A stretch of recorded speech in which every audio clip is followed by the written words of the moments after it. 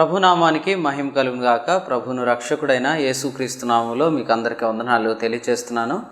ప్రభునందు ప్రియులారా, ఈ రాత్రి ప్రభు సన్నిధికి మిమ్మల్ని ప్రేమతో ఆహ్వానిస్తున్నాం. ఈ రాత్రి దేవుని వాక్యాన్ని మనం నేరుగా ధ్యానం చేయడానికి ప్రయత్నం చేద్దాం. ప్రార్థన చేసుకొని కూడికను ప్రారంభం చేద్దాం. పరిశుద్ధుడైన తండ్రి, మీకు స్తోత్రం చెల్లిస్తున్నాము.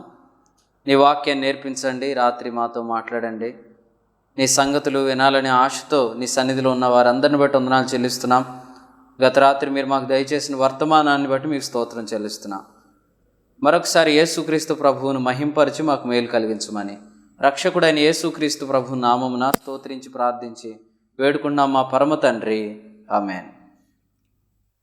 ప్రభునందు ప్రియులారా, మీకు అందరికీ కూడా యేసు ప్రభు నామములో వందనాలు తెలియజేస్తున్నాను. దేవుని యొక్క వాక్యాన్ని ధ్యానం చేద్దాం. అపోస్తలుడైన పౌలు తిమోతికి రాసిన మొదటి పత్రిక, మొదటి అధ్యాయం. తిమోతికి రాసిన మొదటి పత్రిక, మొదటి అధ్యాయం.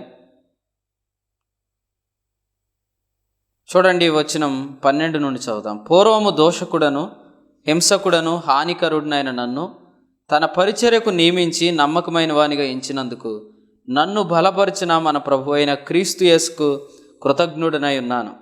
తెలియక అవిశ్వాసం వలన చేసి తిని గనుక కనికరింపబడి తిని, మరియు మన ప్రభు యొక్క కృపయు క్రీస్తు యేసునందున్న విశ్వాసమును ప్రేమయు అత్యధికముగా విస్తరించెను. ప్రార్థన చేసి దేవుని వాక్యం ధ్యానం చేద్దాం. పరిశుద్ధుడైన తండ్రి, మిమ్మల్ని స్తుతిస్తున్నాం. నీ వాక్యాన్ని నేర్చుకోవాలని ఆశపడుతున్నాం. ఆత్మ సంబంధమైన సంగతులను ఆత్మనేర్పు మాటలతో నేర్చుకునే కృపను అందరికీ దయచేయమని యేసు క్రీస్తు ప్రభు నామమున వేడుకున్నాం మా పరమ తండ్రి, ఆమేన్. ప్రభునందు ప్రియులారా, దేవుని యొక్క వాక్యంలో మనం చదువుకున్న భాగంలో తిమోతికి రాసిన మొదటి పత్రిక, మొదటి అధ్యాయం 12వ వచనంలో అపోస్తలుడైన పౌలు కృతజ్ఞతలు తెలియజేసుకుంటున్నాడు. ఎవరికి కృతజ్ఞతలు తెలియజేసుకుంటున్నాడంటే దేవునికి కృతజ్ఞతలు తెలియజేసుకుంటున్నాడు. ఎందుకు తెలియజేస్తున్నాడంటే, నన్ను నమ్మకమైన పరిచర్యకు నియమించిన దేవుడు అనే జ్ఞాపకం చేస్తున్నాడు. తన పరిచర్యకు నియమించి నమ్మకమైన వానిగా ఎంచిన దేవుడు ప్రభువుకి ఆయన కృతజ్ఞతలు తెలియజేసుకుంటున్నాడు. నన్ను బలపరిచిన మన ప్రభు అయిన క్రీస్తు యేసుకు కృతజ్ఞుడను అని చెప్తున్నాడు. కాబట్టి ఈ మాటలు వింటున్నప్పుడు అపోస్తలుడైన పౌలు నమ్మకమైన పరిచారకునిగా లేదా నమ్మకమైన పరిచర్యకు నియమించబడినట్లుగా మనం చూస్తున్నాం. కొరింథీయులకు రాసిన పత్రికలో ఒక మాటను మనం గమనిస్తే, కొరింథీయులకు రాసిన 2వ పత్రిక 4వ అధ్యాయంలో మొదటి వచనం చదువుదాం. కాబట్టి పరిచర్య పొందినందున కరుణింపబడిన వారమై అధైర్యపడము అనే మాట చూస్తూ ఉన్నాం. కాబట్టి ఈ మాటలు మనం గమనిస్తున్నప్పుడు పౌలు యొక్క ధైర్యము ఏమిటంటే, ఈ పరిచర్య మాకు అప్పగించబడింది అని చెప్తున్నాడు. ఏ పరిచర్య అంటే ఆత్మ సంబంధమైన పరిచర్య అని మనం 3వ అధ్యాయంలో మనం ధ్యానం చేశాం. గత రాత్రి కూడా మనం ఈ సంగతులు విన్నాం. ఆత్మ సంబంధమైన పరిచర్య బాప్తిస్మం ఇచ్చి యోహాను కూడా తెలియబడలేదు. ఆత్మ సంబంధమైన పరిచర్య పాత నిబంధన ప్రవక్తులు ఎవరు చేసిన పరిచర్య కాదు. అయితే పాత నిబంధన ప్రవక్తలు చేయని పరిచర్య, ఆత్మ సంబంధమైన పరిచర్య, ఈ పరిచర్య అపోస్తలుడైన పౌలుకు, అలాగే ఈ పరిచర్య క్రొత్త నిబంధన కాలంలో దేవుడు అనేకులకు అనుగ్రహించినట్లుగా చూస్తూ ఉన్నాం. ఇది నమ్మకమైన పరిచర్య అని మనం గమనించాలి. ఆత్మ సంబంధమైన పరిచర్య నమ్మకమైన పరిచర్య అని గమనించాలి. కొరింథీ 2వ పత్రిక 3వ అధ్యాయంలో ఆత్మ సంబంధమైన పరిచర్య గురించి వ్రాస్తున్నాడు. ఈ పరిచర్యలో ఉన్న ఒక ప్రాముఖ్యమైన మాట 17వ వచనాన్ని మనం ధ్యానం చేస్తున్నాం. ప్రభువే ఆత్మ, ప్రభు యొక్క ఆత్మ ఎక్కడ ఉండునో అక్కడ విడుదల ఉండును, స్వాతంత్రం ఉండును అనే మాట చూస్తా ఉన్నాం. ఆత్మ ఎక్కడ ఉండునో అక్కడ స్వాతంత్రం ఉండును అన్నాడు. ఆత్మ ఎక్కడ ఉండునో అక్కడ విడుదల కలుగుతుంది అని మనం జ్ఞాపకం చేసుకుంటున్నాం. ఎందుకు ఆత్మ ఎక్కడ ఉండునో అక్కడ స్వాతంత్రం కలుగుతుంది అంటే అర్థమేంటో ఈ 3వ అధ్యాయంలో మనము ధ్యానం చేస్తున్నాం. 3వ అధ్యాయంలో ఆత్మ ఎక్కడ ఉండునో అక్కడ విడుదల కలుగును అంటే అర్థం ఏంటంటే 6వ వచనంలో చూస్తున్నాము, ఆత్మ సంబంధమైన పరిచర్య. అదే మాట మనము 8లో కూడా చూస్తున్నాం. ఆత్మ సంబంధమైన పరిచర్య ఎక్కడ ఉంటుందో అక్కడ విమోచనం కలుగుతుంది, విడుదల కలుగుతుంది. గమనించండి, ఈ ఆత్మ సంబంధమైన పరిచర్యను చేస్తున్న ప్రతి ఒక్కరూ కూడా వారు విడుదల కలగటానికి కారకులుగా ఉన్నారు. 3వ అధ్యాయం 9వ వచనం చదివితే ఆత్మ సంబంధమైన పరిచర్యను ఏమన్నాడంటే ద మినిస్ట్రీ ఆఫ్ రైచియస్నెస్ అన్నాడు. నీతికి కారణమగు పరిచర్య అని చెప్పాడు. అందుకనే ఈ పరిచర్య చేసేవారిని నీతి పరిచారకులు అని చెప్పాడు. నీతి పరిచారకులు. కొరింథీయులకు రాసిన 2వ పత్రిక 11వ అధ్యాయంలో ఈ మాట ప్రస్తావించబడింది. కొరింథీయులకు రాసిన 2వ పత్రిక 11వ అధ్యాయం 15వ వచనంలో ఈ మాటను మనం చూస్తూ ఉన్నాం. నీతి పరిచారకులు అనే మాట. నీతి పరిచారకులు ఉన్నారు, నీతికి విరోధులు కూడా ఉన్నారు. పేతురు రాసిన 2వ పత్రిక 3వ అధ్యాయం 17వ వచనం చూడండి. ప్రియులారా, మీరు ఈ సంగతులు ముందుగా తెలుసుకొని ఉన్నారు కనుక మీరు నీతి విరోధుల తప్పు బోధ వలన తొలగింపబడాలి అంటున్నాడు. కాబట్టి నీతి పరిచారకులు ఉన్నారు, నీతి విరోధులు కూడా ఉన్నారు. వారిది తప్పు బోధ అని చెప్తున్నాడు. ఈ మాటలు వింటున్న వారులారా, నీతికి కారణమగు పరిచర్యయే నమ్మకమైన పరిచర్య. ఎందుకు నీతికి కారణమైన పరిచర్యయే నమ్మకమైన పరిచర్య అంటే, ఆ పరిచర్యను ఆత్మ సంబంధమైన పరిచర్య అన్నాడు. ఆత్మ ఎక్కడుండునో అక్కడ విడుదల కలుగును అన్నాడు. కాబట్టి విడుదల కలిగించటమే నమ్మకమైన పరిచారకుని లక్ష్యం. బంధించటం నమ్మకమైన పరిచర్య యొక్క లక్ష్యం కాదండి. కాబట్టి దేవుని వాక్యాన్ని మనం గమనిస్తున్నప్పుడు నమ్మకమైన పరిచర్యలో స్వాతంత్రము కలుగుతుంది, విడుదల కలుగుతుంది. ఇంకెలా చెప్తున్నాను, క్రీస్తు ఏ విమోచనాన్ని అయితే సిలువలో సిద్ధపరిచాడో ఆ విమోచనాన్ని ఎవరు అనుభవిస్తారంటే నమ్మకమైన పరిచర్యలో పెంచబడుతున్నవారు. అందుకనే కొరింథీయులకు రాసిన 1వ పత్రికలో నమ్మకమైన పరిచారకుడైన పౌలు ఎలా ఉన్నాడో ఒక మాట జ్ఞాపకం చేసుకుందాం. 1వ అధ్యాయంలో గమనించండి, వచనం 17, క్రీస్తు యొక్క సిలువ వ్యర్థము కాకుండానట్లు అంటున్నాడు. వ్యర్థం కాకుండా ఆయన ఏం చేస్తున్నాడు? వాక్చాతుర్యము లేకుండా సువార్త ప్రకటించుటకే ఆయన నన్ను పంపాను. వాక్చాతుర్యాన్ని వినియోగించట్లేదు. 2వ అధ్యాయం 2లో మొదటి వచనంలో చూస్తున్నాం. జ్ఞానాతిశయంతో మాట్లాడట్లేదు. అపోస్తుడైన పౌలు బోధ ఎలా ఉంటుందంటే, సిలువ వ్యర్థము కాకూడదు అనగా క్రీస్తు సిద్ధపరిచిన విమోచన, విడుదల, స్వాతంత్రం విశ్వాసులు కలగాలి. విశ్వాసులు స్వతంత్రులుగా బ్రతకాలి. వారు విడుదలను అనుభవించాలి. విడుదల అనుభవిస్తే మొదట మనం ధ్యానం చేస్తూ వచ్చిన సంగతులు వారు క్రొత్త సృష్టిని అనుభవిస్తారు. మనం ధ్యానం చేసిన సంగతులు వారు కృపను అనుభవిస్తారు. మనం ధ్యానం చేస్తూ వచ్చిన సంగతులు వారు సమయోచితమైన సహాయాన్ని అనుభవిస్తారు. సిలువలో క్రీస్తు విత్తిన ఆ కష్టాన్ని, కష్ట ఫలాన్ని ప్రతి ఒక్కరు కూడా అనుభవించాలి. ఇది నమ్మకమైన పరిచారకుని టార్గెట్. ఆత్మ సంబంధమైన పరిచర్య చేయకపోతే విడుదల కలగదు. రక్షించబడిన వాడు ఆ రక్షణ స్వాస్థ్యాన్ని అనుభవించలేడు. విమోచించబడిన వాడు ఆ విమోచనమును అనుభవించలేడు. కృపలోనికి వచ్చిన వాడు ఆ కృపను అనుభవించలేడు. పరిశుద్ధ స్థలములో పరలోకంలో క్రీస్తుతో కూర్చుండబెట్టబడిన వాడు ఆ పరిశుద్ధ స్థలములో పరలోకంలో ఉన్న ఆ సంతోషాన్ని హెబ్రీ 12:2లో చెప్పాడు, ఫిలిప్పీ 4:4లో చెప్పాడు. ఆ సంతోషాన్ని అనుభవించలేడు. ఆ సంతోషమే మన వాస్తవికమైన జీవం. ఎందుకంటే ఆ పరలోకంలో దేవుని కుడిపార్శ్వాన కూర్చున్న క్రీస్తే మన జీవితం. గలతీ 2:20, కొలసీ 3:4లో చూస్తున్నాం. ఆ జీవితం అంతా కూడా ఆనందమయమైన జీవితం. విశ్వాసులు ఆనందించట్లేదంటే నమ్మకమైన పరిచర్యలో వారు పెంచబడట్లేదు. ఒకవేళ నమ్మకమైన పరిచారకుడు పరిచర్య చేస్తున్నా అతని పరిచర్యను రిసీవ్ చేసుకోకపోతే వారు సంతోషంగా ఉండలేరు, వారు ఆనందంగా ఉండలేరు అనే మాట చూస్తా ఉన్నాం. ఆత్మ సంబంధమైన పరిచర్యలో, నమ్మకమైన పరిచర్యలో విడుదల కలుగుతుంది, స్వాతంత్రము కలుగుతుంది. వ్యసనాల నుండి, బానిసత్వము నుండి, దుఃఖము నుండి, నిరాశ నుండి, ఈ లోకములో మనము వేటి నుండి అయితే మనం స్వాతంత్రాన్ని అనుభవించాలో వాటన్నిటి నుంచి విడుదల అనుభవిస్తాం. మనం ఎక్కడ బంధించబడుతున్నామో అక్కడ దుఃఖం ఉంది, ఎక్కడ మనం విడిపించబడుతున్నామో అక్కడ సంతోషం ఉంది. ధ్యానం చేద్దాం, వాక్యాలు ఆలోచన చేద్దాం. న్యాయాధిపతుల గ్రంథం ఉదయకాలపు మెసేజ్లో కొన్ని సంగతులు నేను ఇవి జ్ఞాపకం చేశానండి. కొందరు ఎర్లీ మార్నింగ్ హవర్స్లో వాక్యం వినని వారు మరొకసారి విని మేలు పొందవచ్చు. న్యాయాధిపతుల గ్రంథం 2వ అధ్యాయం 1వ వచనం, యెహోవా దూత గిల్గాలు నుండి బయలుదేరి బోకీమునకు వచ్చి ఎలాగు సెలవిచ్చెను అనే మాట చూస్తున్నా. 5వ వచనంలో కూడా బోకీము అంటే అర్థం ఏంటంటే దుఃఖము అని అర్థం.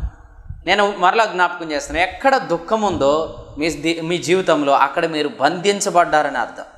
అక్కడకు ఆత్మ సంబంధమైన పరిచర్య రావాలి, అక్కడ మీరు స్వాతంత్రం పొందాలి, నమ్మకమైన పరిచారకుని పరిచర్యను మీరు అనుభవించాలి, నీతికి కారణమగు పరిచర్యను మీరు అనుభవించాలి, ఆత్మ సంబంధమైన పరిచర్యను మీరు అనుభవించాలి. ఎందుకంటే దుఃఖం ఎక్కడుందో అక్కడ మనం బంధించబడుతున్నామని అర్థం. బోకీము దగ్గర ఆయన ప్రత్యక్షత ఎలాగుందంటే యెహోవా దూత అనే మాట గమనించండి. యెహోవా దూతగా ఆయన బోకీము దగ్గర ప్రత్యక్షమయ్యాడు.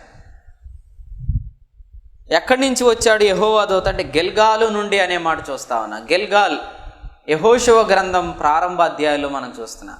బోకీము న్యాయాధిపతుల గ్రంథం ప్రారంభ అధ్యాయంలో చూస్తా ఉన్నాం. యెహోషువ గ్రంథంలో మొదటి అధ్యాయాలలో రాహాబు కనిపిస్తుంది. ఆమె యెరికో నుండి యెరూషలేముకు వచ్చింది. న్యాయాధిపతుల గ్రంథం ఆరంభ అధ్యాయంలో ఇశ్రాయేలులు కనిపిస్తున్నారు.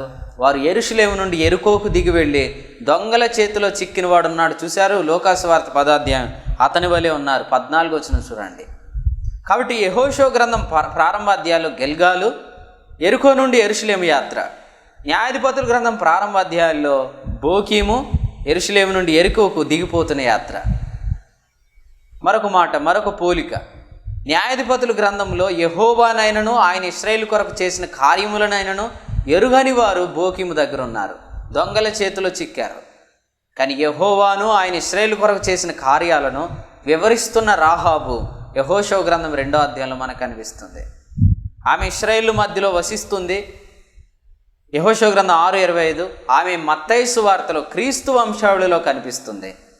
అయితే ఇశ్రాయేలులో ఉన్న న్యాయాధిపతుల గ్రంథంలో కనిపిస్తున్న ఈ తరము వారు యెహోవానైనను ఆయన ఇశ్రాయేలు కొరకు చేసిన కార్యములనైనను ఎరుగని వారుగా వారు ఉన్నారు అనే మాటను మనం గమనిస్తున్నాం. గిల్గాలులో ఆయన ఎలా ప్రత్యక్షమయ్యాడు, బోకీములో ఆయన ఎలా ప్రత్యక్షమయ్యాడు ధ్యానం చేద్దాం.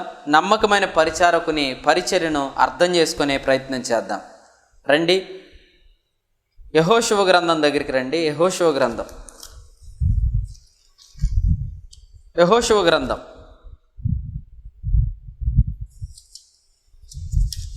5వ అధ్యాయం 9వ వచనం చూడండి, 10వ వచనం. ఇశ్రాయేలీలు గిల్గాలులో దిగి ఆ నెల 14వ తేదీని సాయంకాలమున యెరికో మైదానములో పస్కా పండుగను ఆచరించారనే మాట చూస్తా ఉన్నాం. కాబట్టి గిల్గాలులో ఆయన ఎలా ప్రత్యక్షమయ్యాడంటే పస్కా పశువుగా, గొర్రెపిల్లగా ఆయన ప్రత్యక్షమయ్యాడు. కానీ బోకీములు ఎలా ప్రత్యక్షమయ్యాడంటే యెహోవా దూతగా ప్రత్యక్షమయ్యాడు. ఈ రెండు ప్రత్యక్షతలకు ఉన్న వ్యత్యాసం గ్రహించాలి. ఈ రెండు ప్రత్యక్షతలకు ఉన్న వ్యత్యాసం ఏంటంటే ఒకచోట ఆయన పస్కా పశువుగా వధించబడటానికి ఆయన ప్రత్యక్షమయ్యాడు, మరొక చోట ఆయన యెహోవా దూతగా వధించబడటానికి కాదు, ఆయనకు వధకు సిద్ధమైన గొర్రెవలే వధించబడటానికి ఆయన అక్కడ ప్రత్యక్షం కాలేదు. ఆయన యెహోవా దూతగా ప్రత్యక్షమయ్యాడు. ఈ రెండు ప్రత్యక్షతలను నిర్గమాకాండంలో పరిశీలన చేద్దాం. రండి, నిర్గమాకాండం 3వ అధ్యాయం 1వ వచనం. నిర్గమాకాండం 3వ అధ్యాయం 2వ వచనం చూడండి. ఒక పొద నడిమిని అగ్నిజ్వాలలో యెహోవా దూత అతనికి ప్రత్యక్షమాయననే మాట చూస్తా అన్నా. ఇక్కడ యెహోవా దూత అగ్నిజ్వాలలో ప్రత్యక్షమయ్యాడనే మాట చూస్తున్నా. ఇదే నిర్గమాకాండంలో 3వ అధ్యాయంలో వ్రాయబడిన మరొక వచనాన్ని చదువుదాం చూడండి. నిర్గమాకాండంలో 3వ అధ్యాయంలో అగ్నిజ్వాలలో ఆయన ప్రత్యక్షమైనప్పుడు 5వ వచనం, అందుకు ఆయన దగ్గరకు రావద్దు, నీ పాదముల నుండి నీ చెప్పులు విడువుము, నీవు నిలిచి ఉన్న స్థలం పరిశుద్ధ ప్రదేశం అనెను. నువ్వు దగ్గరకు రావద్దు అన్నాడు, నీ చెప్పులు విడువుము అని చెప్పాడు. యెహోవా దూతగా ఆయన ప్రత్యక్షమైనప్పుడు ఆయన చెప్పులు విడువుము, దగ్గరికి రావద్దని చెప్పాడు. మరి గిల్గాలు పస్కా పశువుగా ప్రత్యక్షమైనప్పుడు ఏమన్నాడు? నిర్గమాకాండం 12వ అధ్యాయం నిర్గమాకాండం 12వ అధ్యాయం 21వ వచనం. పస్కా పశువును వధించుడి. పస్కా పశువుగా గొర్రె పిల్లగా 12వ అధ్యాయంలో ఆయన ప్రత్యక్షమైనప్పుడు ఏమన్నాడు? 11వ వచనం. మీరు దానిని తినవలసిన విధమేదనగా మీ నడుము కట్టుకొని మీ చెప్పులు తొడుక్కొని మీ కర్రలు చేత పట్టుకొని త్వరపడుచు దాన్ని తినవలెను. అక్కడ అన్నాడు దగ్గరకు రావద్దు అన్నాడు. ఇక్కడ చెప్పులు తొడుక్కోండి అనే దానికి ముందు మీ నడుము కట్టుకోండి, మీరు కర్రలు చేత పట్టుకోండి అన్నాడు. అంటే యాత్ర కొరకు వారు సిద్ధపరచబడ్డారు. ఎక్కడికి యాత్ర? కనాను యాత్ర. కనాను యాత్ర ఎలా ఉంటుందో ఒకసారి చదువుకొని చెప్పులు గురించిన సందర్భం కూడా ఒకసారి గుర్తు చేసుకుందాం. అది ఎలాగో మనం అనేక సార్లు గ్రహించాం కాబట్టి. కనాను యాత్ర ఏం చెప్తుంది? అపోస్తుల కార్యాల గ్రంథం 7వ అధ్యాయం 3వ వచనం. నీవు నీ దేశమును నీ స్వజనమును విడిచి బయలుదేరి నేను నీకు చూపించబో దేశమునకు వెళ్ళుము అనలేదు, రమ్ము అని అతనితో చెప్పాను. కాబట్టి కనాను అంటే అర్థం ఏంటంటే ఎక్కడైతే ఆయన ఉన్నాడో అక్కడికి రమ్మంటున్నాడు. ఇప్పుడు వారిని చెప్పులు తొడుక్కోమనే దానికి ముందు నడుము కట్టుకోండి, కర్రల చేత పట్టుకోండి అంటే మీరు యాత్ర చేయాలి. ఎక్కడికి? కనాను యాత్ర.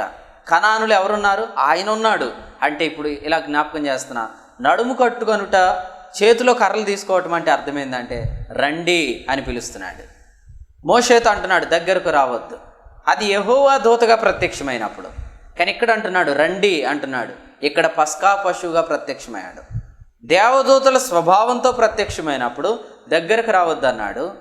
గొర్రె పిల్లగా రక్తమాంసములలో వధించబడటానికి సిద్ధముగా ఉన్నప్పుడు ఆయన అంటున్నాడు దగ్గరకు రండి, దగ్గరకు రండి అన్నాడు.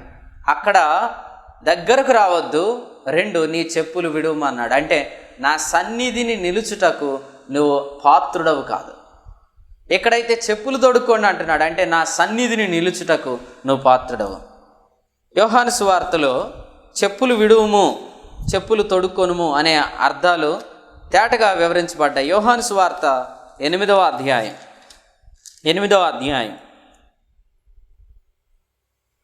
35వ వచనం. దాసుడు ఎల్లప్పుడూ ఇంటిలో నివాసము చేయుడు, కుమారుడు ఎల్లప్పుడూ నివాసము చేయును. ప్రియులారా వినండి, చెప్పులు తొడుక్కొను అంటే ఇంటిలో నివాసం చేయటం, ఎల్లప్పుడూ దేవుని సన్నిధిని నిలిచి ఉండుట. చెప్పులు విడుచుట అంటే అర్థం ఏంటంటే ఆయన సన్నిధిలో నిత్యము నివసించటం సాధ్యం కాకపోవటం. కాబట్టి ఒకడేమో దాసుడు, నిర్గమాకాండం 3వ అధ్యాయంలో దాస్యపు అనుభవం ఉంది, బంధించబడే అనుభవం ఉంది. నిర్గమాకాండం 12వ అధ్యాయంలో విడుదల అనుభవం ఉంది. కాబట్టి ఇప్పుడు నిర్గమాకాండం 3వ అధ్యాయంలో ఆయన యెహోవా దూతగా ప్రత్యక్షమయ్యాడు. కానీ నిర్గమాకాండము 12వ అధ్యాయంలో ఆయన గొర్రెపిల్లగా ప్రత్యక్షమయ్యాడు. న్యాయాధిపతుల గ్రంథం 13వ అధ్యాయంలో సంసోనును గూర్చిన సందర్భం కూడా మీరు ధ్యానం చేయండి, మీకు ఇదే సందర్భం మీకు అర్థమవుతుంది.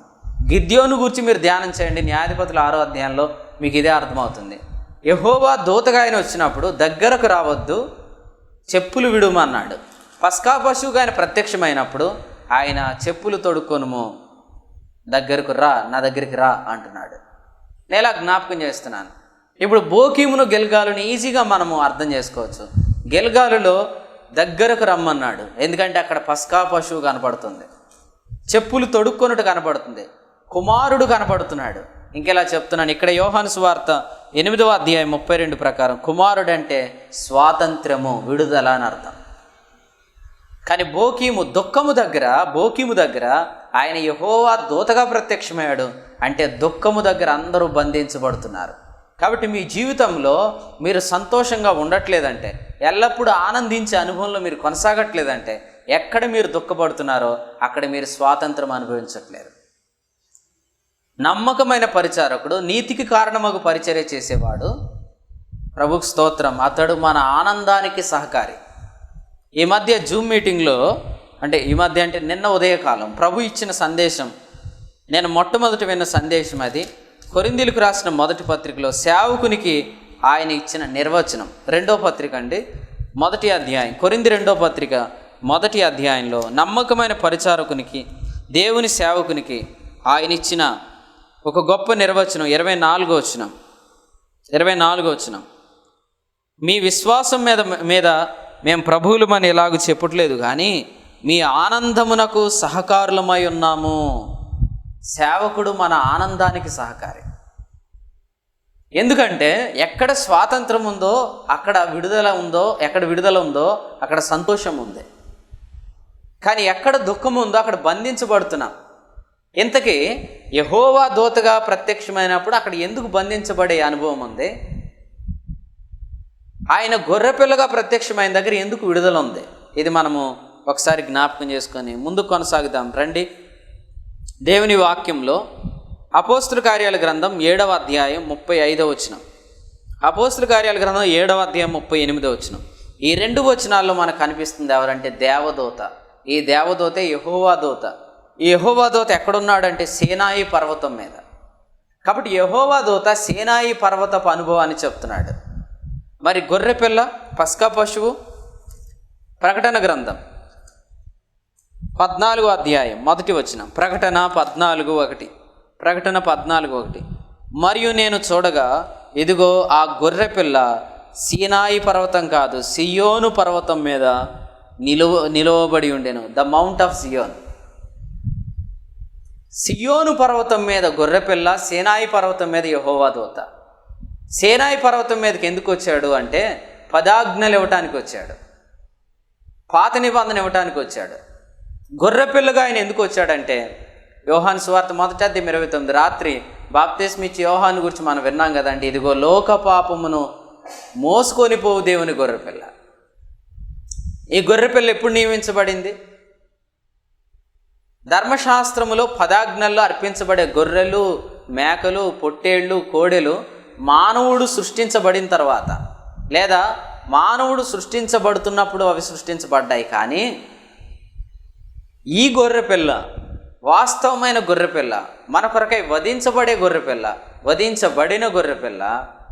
పేతురు 1వ పత్రిక 1వ అధ్యాయం 19వ వచనం తర్వాత 20లో చెప్తున్నాడు, ఈ నిర్దోషమైన నిష్కలంకమైన గొర్రెపిల్ల జగత్తు పునాది వేయబడక మునిపే నియమింపబడెను.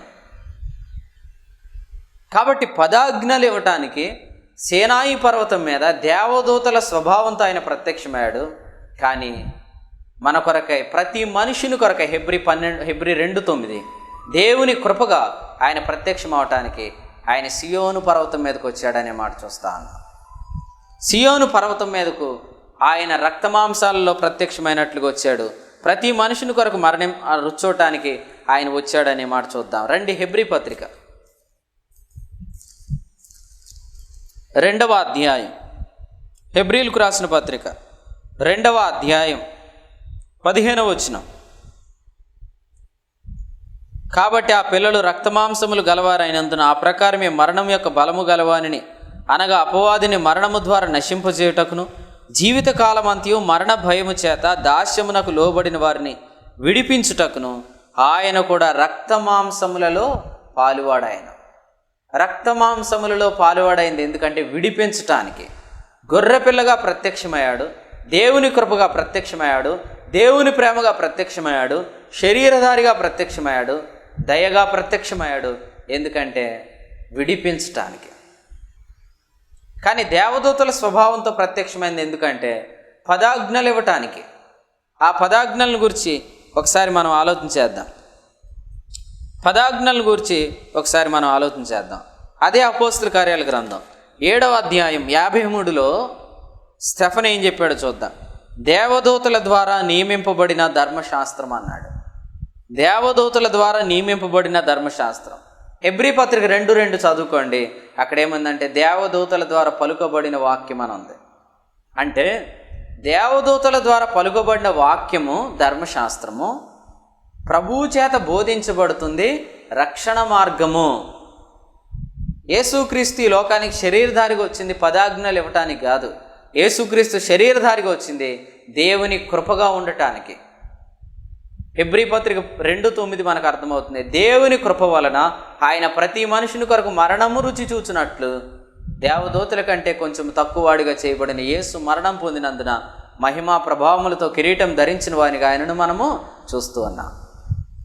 యేసుక్రీస్తు ఎందుకు శరీరధారిగా వచ్చాడంటే ఆయన కృపగా ఉండటానికి, విడుదలగా ఉండటానికి, సమాధాన స్థితిగా ఉండటానికి.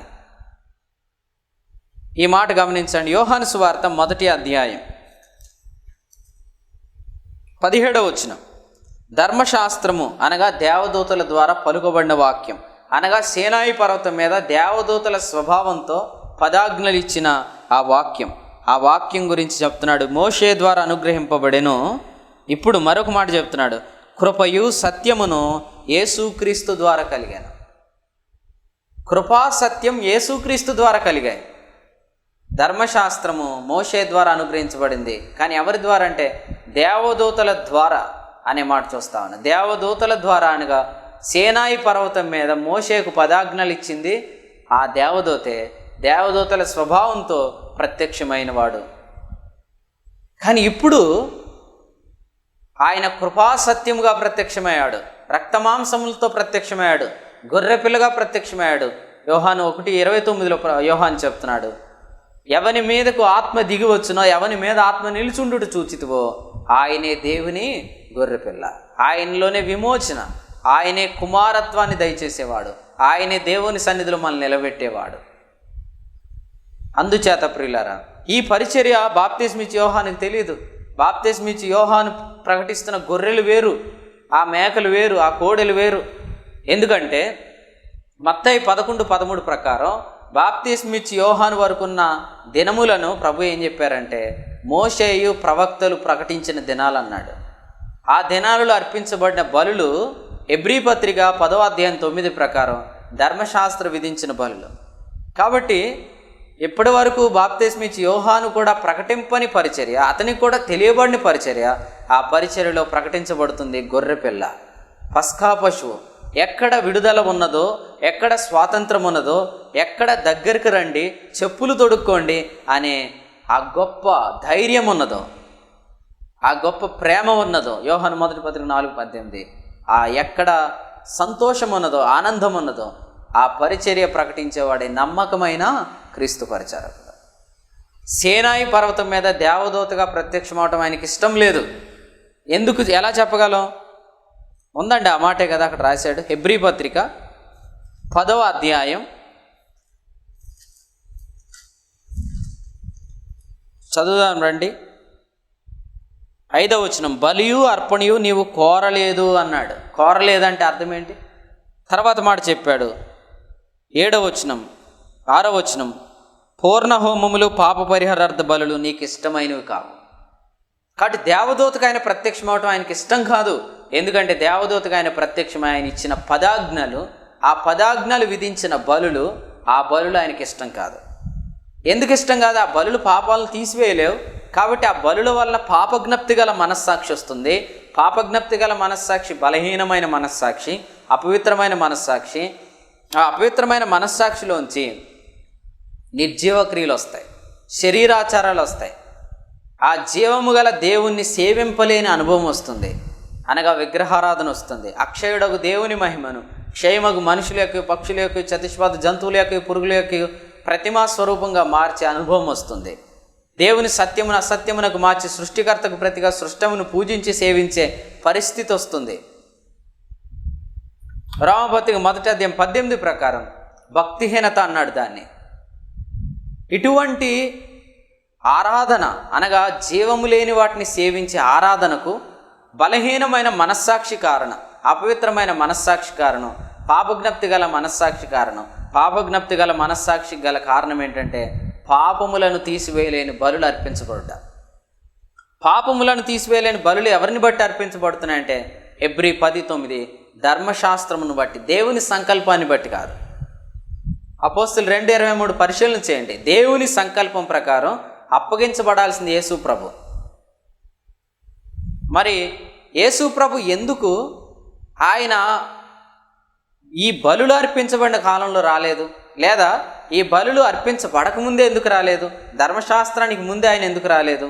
ఇవన్నీ మనం అడుగుతాం. అయితే ఒక మాట ఇక్కడ నేను వివరించి మిగిలిన సంగతులకి నేను వెళ్తాను. చూడండి, ఈ బలులు అనేవి ధర్మశాస్త్రాన్ని బట్టి విధించబడ్డాయి. ఈ పదాజ్ఞలు ఆయన ఎక్కడి నుంచి ఇచ్చాడంటే సీనాయి పర్వతం మీద నుంచి ఇచ్చాడు. కాబట్టి సీనాయి పర్వతం ఆయనకి ఇష్టమైంది కాదు. సీనాయి పర్వతం ఆయనకి ఇష్టమైంది కాదు. దేవదూతగా ఆయన ప్రత్యక్షం అవటం ఆయనకి ఇష్టమైంది కాదు. పదాజ్ఞలు ఇవ్వటం ఆయన చిత్తం కాదు. ఎందుకంటే అది విధించిన బలులు పాపజ్ఞప్తి గల మనస్సాక్షిని, తద్వారా శరీరాచారాలను అనగా భక్తిహీనతకు అది మూలంగా ఉంది. ఈ మాటలు హెబ్రీ పత్రిక 9వ అధ్యాయం 9వ వచనంలో, 10వ వచనంలో, 14వ వచనంలో మీకు స్పష్టంగా కనిపిస్తూ ఉంది. ఒక మానవుడు దేవుని జీవం గలవానిగా సేవింపకపోవటం ద్వారా యోహాను 1:4 ప్రకారం అతడు ఆయనలో జీవం ఉండెను, ఆ జీవం మనుషులకు వెలుగై ఉండెను అనే అనుభవంలో నడవలేడు. అంటే అతడు చీకట్లో నడుస్తాడు. గత రాత్రి కాక ముందు రాత్రి నేను చెప్పాను, మనోనేత్రములు వెలిగించబడిన వారందరూ వెలుగు సంబంధులు. ఎఫెసీ పత్రిక 1:19, అలాగే 5వ అధ్యాయం 8వ వచనం. ఇది నేను చెప్పాను. వెలుగులో నడిచేవారే వెలుగు సంబంధులు కాదు, మనోనేత్రములు వెలిగించబడిన వారందరూ వెలుగు సంబంధులే. అయితే అందులో కొందరు మత్తులుగా ఉంటున్నారు, అందులో కొందరు నిద్రపోతున్నారు. అంటే వారు చీకట్లో నడుస్తున్నారని తెస్సలోనిక మొదటి పత్రిక 5వ అధ్యాయంలో వివరంగా మనకు చూస్తా ఉన్నాం. అంటే దాని అర్థం ఏంటి? వారు చీకట్లో నడుస్తున్నారు అంటే అర్థం ఏంటంటే, తెస్సలోనిక మొదటి పత్రిక 5వ అధ్యాయంలో ఏం చెప్తున్నాడంటే, వారు విశ్వాస ప్రేమలను కవచము, రక్షణ నిరీక్షణ శిరస్త్రాణము లేకుండా ఉన్నారు అని చెప్తున్నాడు. అంటే వారు అగ్ని నుండి తప్పించబడ్డారే కానీ, పాపము నుండి విమోచించబడ్డారే కానీ, కృపలోనికి చేర్చబడ్డారే కానీ దైవ కృపను అనుభవించట్లేదు, సమయోచితమైన సహాయాన్ని అనుభవించట్లేదు, నూతన సృష్టిని అనుభవించట్లేదు, విమోచనాన్ని అనుభవించట్లేదు. కాబట్టి వారిలో ప్రభు ఆనందించలేని వాడుగా ఉన్నాడు. వారిలో ప్రభు ఆనందించలేని వాడుగా ఉన్నాడు. ఎందుకంటే వారు పరలోకంలో చేయబడుతున్న ఆ యాజకత్వాన్ని వారు అనుభవించట్లేదు. హెబ్రీ 8:6 ప్రకారం శ్రేష్టమైన సేవకత్వాన్ని వారు అనుభవించట్లేదు. ఆయన సర్వీస్ యొక్క రిజల్ట్ ఏంటి? పరలోకంలో యేసుక్రీస్తు యొక్క సర్వీస్ యొక్క రిజల్ట్ ఏంటంటే అబెండెన్స్ ఆఫ్ గ్రేస్, కృపా బాహుళ్యం, సమృద్ధి అయిన కృప. కానీ ఆ కృపను చాలామంది అనుభవించట్లేదు. ఎవరు వాళ్ళంటే వెలిగించబడి వెలుగులో నడవని వారు. యోహాను మొదటి పత్రిక 1:7 ప్రకారం వారు దేవునితో అన్యోన్య సహవాసం చేయట్లేదు. 4వ వచనం ప్రకారం వారు పరిపూర్ణమైన సంతోషంలో లేరు. అంటే దాని అర్థం ఏంటంటే వారు భోకీములో ఉన్నారు, అనగా దుఃఖంలో ఉన్నారు, వారు బంధించబడుతున్నారు. వారు పాపము నుండి విమోచించబడ్డారు కానీ ఇక ఎన్నటికీ వారు పాపానికి దాసులు కాదు, కానీ వారు పాపములో నుండి విడిపించబడినట్లుగా బ్రతకట్లేదు, స్వతంత్రులైనట్లుగా వారు కనబడట్లేదు. ఎందుకంటే వ్యసనాలకు లోబడిపోతున్నారు, లోకాన్ని ప్రేమిస్తున్నారు, అల్పకాల పాపభోగంలోనే వారు సంతోషిస్తున్నారు. కానీ పరిపూర్ణమైన సంతోషం, అది రుచి చూడటం ద్వారా అల్పకాల పాపభోగాన్ని విసర్జించే అనుభవంలో వారు లేరనేది మనం గ్రహిస్తూ ఉన్నాం. కాబట్టి నేను మరలా జ్ఞాపకం చేస్తున్నాను, దేవునికి ఎందుకు సేనాయి పర్వతం ఇష్టం లేదంటే, సేనాయి పర్వతం ద్వారా బంగారు దూడ వచ్చింది. అదే నేను ఇంతవరకు చెప్పిన విషయాలు. భక్తిహీనత, చీకటి అనేది మనం గమనించాలి. నిర్గమాకాండం 32వ అధ్యాయంలో సేనాయి పర్వతం మీద నుంచి ఆ 10 ఆజ్ఞలు మోషే తీసుకొని వస్తున్నప్పుడు మొదటి ఆజ్ఞలోని వారు తప్పిపోయినట్లుగా మనం చూస్తూ ఉన్నాం. కాబట్టి నమ్మకమైన పరిచారకుని యొక్క అవసరత ఏంటంటే, నమ్మకమైన పరిచారకుడు మనకు ఆత్మ సంబంధమైన పరిచర్య చేస్తున్నాడు, క్రొత్త నిబంధన పరిచర్య చేస్తున్నాడు. ఈ ఆత్మ సంబంధమైన నీతికి కారణమగు పరిచర్య ద్వారా మనలో జరిగే గొప్ప కార్యం ఏంటంటే, మనము ఆ పస్కా పశువు, ఆ గొర్రె పిల్ల యొక్క ప్రత్యక్షతలో బ్రతుకుతాం. నమ్మకమైన పరిచారకుడు మనకు ఆత్మ సంబంధమైన పరిచర్య ద్వారా గొర్రె పిల్లను మాత్రమే చూపిస్తాడు. సీనాయి పర్వతం గురించి గలతీ పత్రిక 4వ అధ్యాయము 24వ వచనంలో చెప్పాడు. సీనాయి కొండ సంబంధమైనది ఎవరంటే హాగరు అని చెప్పాడు 25వ వచనంలో. హాగరు గురించి క్రిందేం రాశాడంటే 30లో, దాసిని దాని కుమారుని వెళ్ళగొట్టుము, దాసి కుమారుడు స్వతంత్రురాలి కుమారునితో పాటు వారసుడై ఉండడు. కానీ మరలా చెప్తున్నాను, సేనాయి పర్వతం అంటే దాస్యత్వం. దగ్గరకు రావద్దు, నీ చెప్పులు విడుము.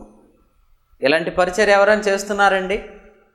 ఖచ్చితంగా చేస్తున్నారు చాలామంది. ఎవరు వారంటే గలతీ పత్రికలో వారి గురించి చెప్పాడు 7వ వచనంలో, సత్యమునకు విధేయులు కాకుండా మిమ్మును ఎవడు అడ్డగించెను. 10వ వచనంలో చెప్తున్నాడు, మిమ్మును కలవరపెట్టుచున్నవాడు ఎవడైనను వాడు తగిన శిక్షను భరించును. 3వ అధ్యాయం 1వ వచనంలో చెప్తున్నాడు, ఓ అవివేకులైన గలతీయులారా మిమ్మును ఎవడు భ్రమపెట్టును. 2వ అధ్యాయం 4వ వచనంలో చెప్తున్నాడు, దొంగతనంగా ప్రవేశించిన కపట సహోదరులు. కలవరపరిచేవారు, భ్రమపరిచేవారు, సత్యమునకు విధేయులు కాకుండా అడ్డగించేవారు. ఇంకా చెప్తున్నాడు, కపట సహోదరులు. వారికి ఇంకొక పేరు చెప్పాడు. 4వ అధ్యాయం 17వ వచనం, మీ మేలు కోరి మిమ్మును ఆసక్తితో వెంటాడువారు కారు, మీరే తమ్మును వెంటాడవలనని మిమ్మును మూసివేయగోరుచున్నారు, లేదా బయటికి త్రోసివేయగోరుచున్నారు. మూసివేయటంటే బంధించుట. అర్థం చేసుకోండి, కలవరపరిచేవాడు బంధిస్తున్నాడు, భ్రమ పెట్టేవాడు బంధిస్తున్నాడు. కపట సహోదరుడు రహస్యంగా లోపలికి ప్రవేశించిన వాడు బంధిస్తున్నాడు. సత్యమునకు విధేయులు కాకుండా అడ్డగిస్తున్నాడు, బంధిస్తున్నాడు. నేను చదివిన వచనాలు మన ఇంతవరకు చెప్పుకున్న వివరణ అంతా గలతీ పత్రికలోనే ఉంది. గలతీలకు రాసిన పత్రికలో 5వ అధ్యాయం 1వ వచనంలో ఏం చెప్పాడంటే, ఈ స్వాతంత్రం అనుగ్రహించి క్రీస్తు మనలను స్వతంత్రులుగా చేసి ఉన్నాడు, కాబట్టి మీరు స్థిరముగా నిలిచి మరలా దాస్యమను కాడి క్రింద చిక్కుకొనకూడదు. అంటే మీరు విమోచించబడ్డారు, విమోచనను అనుభవించండి. మీరు కృప క్రిందకు వచ్చారు, కృపను అనుభవించండి. మీరు క్రీస్తునందు నూతన సృష్టిని అనుభవించండి. మీరు దేవునితో సమాధాన స్థితిని అనుభవించండి. మీరు కృపలో పరిశుద్ధ స్థలంలో ఉన్నారు, కృపాసనం దగ్గర ఉన్నారు, కాబట్టి సమయోచితమైన సహాయం అనుభవించండి. ఎవరు సహాయం చేస్తారు మనకు? మన ఆనందానికి సహకారులు ఎవరు? నమ్మకమైన పరిచారకులు. నమ్మకమైన పరిచర్య అనేది రాత్రి కూడా నేను చెప్పాను, అది గొప్ప ఆధిక్యత. ఎందుకంటే ఈ పరిచర్య పాత నిబంధన పూర్వకాలముందున్న ప్రవక్తలకు తెలియలేదు.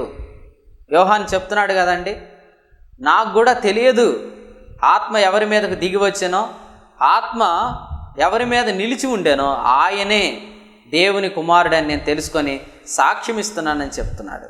కాబట్టి ఈ మాటలు గమనించండి, దేవుని వాక్యాన్ని బట్టి ప్రభువును స్తుతించండి. పౌలు చెప్తున్నాడు, ఈ పరిచర్య అప్పగించబడినందున మేము అధైర్యపడము, ఎందుకంటే మేము కరుణించబడ్డాం అంటున్నాడు. ఇంకొక చోట తిమోతి పత్రికలు అంటున్నాడు, నేను క్రీస్తు యేసు కృతజ్ఞతలు చెప్పుకుంటున్నాను, ఎందుకంటే ఆయన ఈ పరిచర్య నాకు అప్పగించాడు. విడిపించే పరిచర్య. దేవదూతల ద్వారా పలకబడిన వాక్యం బంధిస్తుంది. హెబ్రీ పత్రిక 2:2, గలతీ పత్రిక 3వ అధ్యాయం 22వ వచనం. కానీ పస్కా పశువును గూర్చి, గొర్రెపిల్లను గూర్చి, విమోచకుని గూర్చి ప్రకటిస్తున్న పరిచర్య మనల్ని స్వతంత్రులుగా చేస్తుంది అనే మాట చూస్తున్నాం. ఇట్టి నమ్మకమైన పరిచర్య చేస్తున్న ప్రభు దాసులను బట్టి ప్రభువుకే మహిమ కలుగును గాక. కొరింథీయులకు రాసిన మొదటి పత్రిక 5వ అధ్యాయం 7వ వచనాన్ని ఒకసారి చదువుకుందాం. 5వ అధ్యాయం 7వ వచనం, మీరు పులిపిండి లేనివారు గనుక క్రొత్త ముద్ద అవుటకై ఆ పాతదైన పులిపిండిని తీసి పారవేయడి. ఇంతేకాక క్రీస్తు అను మన పస్కా పశువు వధింపబడిను గనుక పాతదైన పులిపిండితోనైనను దుర్మార్గతయు దుష్టత్వమునను పులిపిండితోనైనను కాకుండా నిష్కాపట్యమును సత్యమునను పులి అని రొట్టెతో పండుగ ఆచరింతము. ఇక్కడ చెప్పాడు, పస్కా పశువు వధింపబడెను గనుక ఇప్పుడు పులిసిన పిండిని తీసుకొని రావద్దు. పులిసిన పిండి అంటే పాత పిండి. పాత పిండి అంటే పాత నిబంధన పరిచర్య. పాత నిబంధన పరిచర్య అంటే అర్థం ఏంటంటే నీతికి కారణమగు పరిచర్య కాదది, శిక్షావిధికి కారణమగు పరిచర్య. నేను ఇలా జ్ఞాపకం చేస్తున్నా, కొరింథీ 2వ పత్రిక 3వ అధ్యాయం 9 చదవండి. శిక్షావిధికి కారణమగు పరిచర్య అనే దానికి ముందు నీతికి కారణమగు పరిచర్య కాదు, శిక్షావిధికి కారణమగు పరిచర్య అన్నాడు. అంటే ఒక విశ్వాసి యేసుక్రీస్తునందు విశ్వాసం ఉంచిన వాడు, అతడు పాప విముక్తుడు. రోమాపత్రిక 6:2 ప్రకారం అతడు పాపం విషయమై చనిపోయాడు.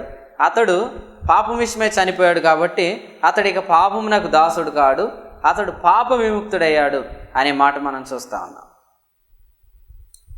రోమాపత్రిక 6:14 ప్రకారం అతడు పాపమునకు లోనైన వాడు కాడు, అతడు కృపలో ఉన్నాడు. ఎవరితడు అంటే పాపము నుండి విమోచించబడ్డాడు, అతడు ఇక పాపానికి దాసుడు కాడు, అతడు కృపలో ఉన్నాడు. అంటే ఇతడు ఎవరు? ఇతడు పాపము నుండి విమోచించబడి కృపలో ఉన్నాడు. మరి ఇప్పుడు ఇతనికి శిక్షావిధిని ప్రకటించవచ్చా? మరి ఏమండి, పాత నిబంధనలో శిక్షావిధి ఉంది కదా, దండన ఉంది కదా? ఎస్ ఉంది. ఎందుకంటే పాత నిబంధనలో ఉన్న భక్తులు సైతం వారు పాపములోనే ఉన్నారు.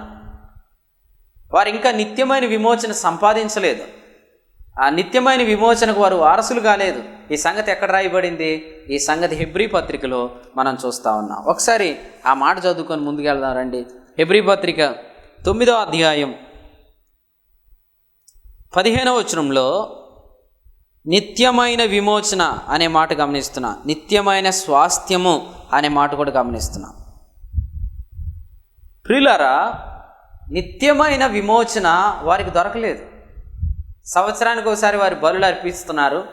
ఆ బలులు సంవత్సరం వరకు వారి పాపములను కప్పుతుందే కానీ పాపాలు తీసివేయట్లేదు. It covers the sins but it does not remove the sins. అది పాపములను కప్పుతుంది కానీ పాపం తీసివేయట్లేదు. కాబట్టి పాత నిబంధన కాలంలో ఉన్న ప్రవక్తలైన భక్తులైనా వారు పాపములోనే ఉన్నారు కానీ వారు పాప విముక్తులని కానీ వారు నీతిమంతులుగా తీర్చబడ్డారని కానీ మనము నమ్మలేము, లేదా మనము చూడట్లేదు దేవుని వాక్యంలో. వారిని గురించి అలా చెప్పలేదు. దావీదు ఏమన్నాడంటే, క్రియలు లేకుండా దేవుడు ఏ మనుషుని నీతిమంతుడిగా ఎంచును, ఆ మనుషుడు ధన్యుడు. అంతేకాదు దేవుని దృష్టికి నిర్దోషి అని ఎంచబడినవాడు ధన్యుడని దావీదు రాస్తున్నాడు. ఎందుకంటే దావీదు కూడా నిత్యమైన విమోచనకు వారసుడు కాలేదు. అపోస్తుల కార్యాల గ్రంథం 3వ అధ్యాయం 25వ వచనం. సమూయేలు మొదలుకొని ఎందరు ప్రవక్తలు ప్రవచించరో వారందరూ ఈ దినమును గూర్చి ప్రకటించిరి. ఏ దినం? విడుదల దినం, విడుదల సంవత్సరం, రక్షణ దినం, కృపాకాలం, ఆత్మకాలం, సంఘకాలం, మిక్కిలి అనుకూలమైన సమయం. సమూయేలు మొదలుకొని ఎందరు ప్రవక్తలు ప్రవచించిరో వారందరూ ఈ దినమును గూర్చి ప్రకటించిరి. ఆ ప్రవక్తలకును దేవుడు అబ్రహాముతో, నీ సంతానమందు భూలోక వంశములని ఆశీర్వదింపబడునని చెప్పి మీ పితరులతో చేసిన నిబంధనకును మీరు వారసులై ఉన్నారు. నిత్యమైన విమోచనకు వారసులు ఎవరు? క్రొత్త నిబంధనలోనికి వచ్చిన వారు, దేవుని కృపలోంచి వచ్చిన వారు. అందుకని కొందరు అంటున్నారు, ఏమండి విశ్వాసిని పాపి అని అనకూడదా? విశ్వాసి అగ్నికి వెళ్ళిపోతాడని హెచ్చరించకూడదా? ఖచ్చితంగా హెచ్చరించకూడదు. ఒకవేళ మనం ఏదైనా హెచ్చరిక చేసేటప్పుడు కొరింథీయులకు రాసిన మొదటి పత్రికలో పౌలు ఎలా హెచ్చరించాడో అలాగే మనం హెచ్చరించాలి. 5వ అధ్యాయంలో పౌలు ఎలా హెచ్చరించాడు? 5వ అధ్యాయం 7వ వచనం, మీరు పులిపిండి లేనివారు. 6వ అధ్యాయం చూడండి 11వ వచనం, మీరు నీతిమంతులుగా తీర్చబడితిరి. తర్వాత 6వ అధ్యాయం 19 చూడండి, మీ దేహము దేవుని వలన మీకు అనుగ్రహింపబడి మీలోనున్న పరిశుద్ధాత్మకు ఆలయమై ఉన్నదని మీరు ఎరుగరా. ఇక్కడ 3 మాటలు చెప్పాడు. కొరింథీలో ఉన్నవారు, వారిలో జారత్వం ఉన్నదన్న వదంతి కలదు. ఆ సందర్భంలో ఈనాటి కొంతమంది బోధకులకు కానీ అవకాశం ఇస్తే వాళ్ళు ఏమంటారంటే, మీరు పులిసిపోయారంటారు. పులిసిపోయారంటే పాత పిండి అయిపోయారు. అంటే పాత పిండి అంటే మరలా మీరు ఐగుప్తులో ఉన్న అనుభవంలో ఉన్నారంటే మీరు మరలా దాసులైపోయారు, మీ కుమారత్వం పోయింది అంటారు. ఫస్ట్ మీ కుమారత్వం పోయింది అంటారు. రెండవది, మీరు నీతిమంతులుగా తీర్చబడ్డారంటున్నాడు. కానీ ఇప్పుడు వారు ఏమంటున్నారంటే, నువ్వు పాపం చేస్తున్నావు, విశ్వాసి నువ్వు పాపం చేస్తున్నావు, నువ్వు పాపివి అంటారు. అంటే విశ్వాసి చేసే, నేను మళ్ళీ మెన్షన్ చేస్తున్నా, విశ్వాసి అన్న పలానా వ్యక్తి అనట్లేదు నేను. విశ్వాసి అంటే యేసుక్రీస్తునందు విశ్వాసం ఉంచిన వాడు, అనగా పాప విముక్తుడైన వాడు. రోమా 6:6, ఇక ఎన్నటికీ పాపానికి దాసుడు కానివాడు, కృపలోనికి వచ్చాడు అతడు. కాబట్టి విశ్వాసి పాపం చేసినప్పుడు అతడు మరలా పాపి అయిపోయాడు అని వీరు చెప్తారు. మూడవదిగా వారు ఏం చెప్తున్నారంటే, విశ్వాసిలో నుంచి పరిశుద్ధాత్మ వెళ్ళిపోతాడు అంటున్నారు. ఇవన్నీ ఎక్కడెక్కడి నుంచి తీసుకొస్తారు? సంసోను దగ్గర నుండి, దావీదు దగ్గర నుండి తీసుకొస్తారు. Wrong comparison. ఎందుకంటే ఒకటి, దావీదు సంఘకాలంలో లేడు. 2, దావీదు సంసోను సంఘకాలంలో లేడు. సంసోను నీతిమంతుడిగా తీర్చబడ్డాడు, పరిశుద్ధుడని మనం చదవము. దావీదు నీతిమంతుడిగా తీర్చబడి పరిశుద్ధుడు అని మనం చదవం. ఎందుకంటే దావీదు కాలంలో యేసుక్రీస్తు తన రక్తంతో పరలోకంలోకి వెళ్ళి నీతిమంతుడిగా దేవుడు తీర్చుట అనే అనుభవం దొరకలేదు. రోమా 8:33 ప్రకారం దేవుడు నీతిమంతులుగా తీర్చడానికి గల కారణం రోమా 5:9 యేసుక్రీస్తు రక్తం. హెబ్రీ 9:12 ప్రకారం యేసుక్రీస్తు తన స్వరక్తంతో పరిశుద్ధ స్థలంలో అప్పటికి ఇంకా ప్రవేశింపలేదు. యేసు ఇంకనూ మహింపరచబడలేదని యోహాను 7:39లోనే ఉంది. కాబట్టి దావీదు ఎక్కడ, సంసోన్ ఎక్కడ? కాబట్టి దావీదుని ఆత్మను నా యొద్ద నుండి తీసివేయకమంటే, ఇప్పుడు చాలామంది ఆ కీర్తన గురించి సంఘంతో మాట్లాడుతూ పరిశుద్ధాత్మను పాపం చేసినప్పుడు వెళ్ళిపోతాడని చెప్తున్నారు. ఇలా చెప్తే కానీ భయం ఉండదండి అంటున్నారు. వినండి, పాపం చేయకుండా ఉండే భయం దైవిక భయం. ఆ భయం దండనతో కూడిన భయం కాదు. మీరు పరిశీలించండి. యోహాను మొదటి పత్రిక 4వ అధ్యాయం 18వ వచనం, హెబ్రీ పత్రిక 12:29 పరిశీలన చేయండి. సేనాయి దగ్గర ఉన్న భయం దండనతో కూడిన భయం, రాళ్లతో కొట్టి చంపే భయం. కానీ సేనాయి పర్వతం దగ్గర అపరాధం విస్తరించింది, రోమాపత్రిక 5:21. కాబట్టి దండనతో కూడిన భయంలో అపరాధం విస్తరిస్తుంది. ఎందుకో చెప్తాను. దండనతో కూడిన భయంలో మన స్వయాన్ని అనుసరిస్తాం, స్వయం మీద ఆధారపడతాం, కాబట్టి అపరాధం విస్తరిస్తుంది. కానీ భక్తి వలన వచ్చే దైవిక భయం, ఆ భయానికి ఎగ్జాంపుల్ ఎవరంటే ఆదికాండం 22వ అధ్యాయంలో అబ్రహాం దేవుడు దండిస్తాడనే భయంలో లేడు. ఎందుకంటే అబ్రహాము దండించే భయానికి 430 సంవత్సరాల క్రితం ఉన్నాడు. గలతీ పత్రిక 3:16. అబ్రహాము దండనతో కూడిన భయం రావటానికి 430 ఏండ్ల ముందే ఉన్నాడు.